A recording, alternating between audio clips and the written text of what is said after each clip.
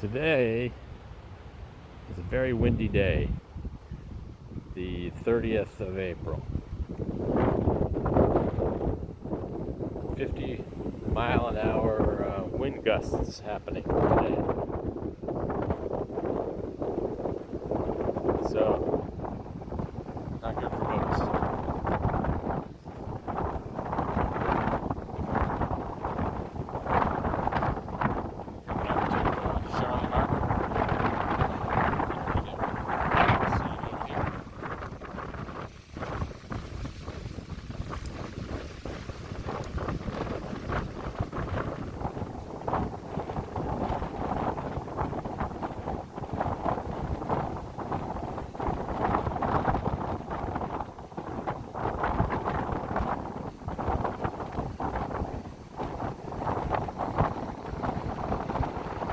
Water's pretty high.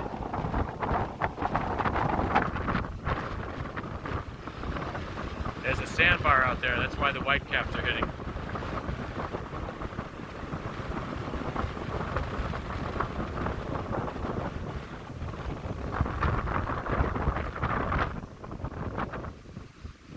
Horseshoe crab. If he's alive, but he is. He's been dead for a while.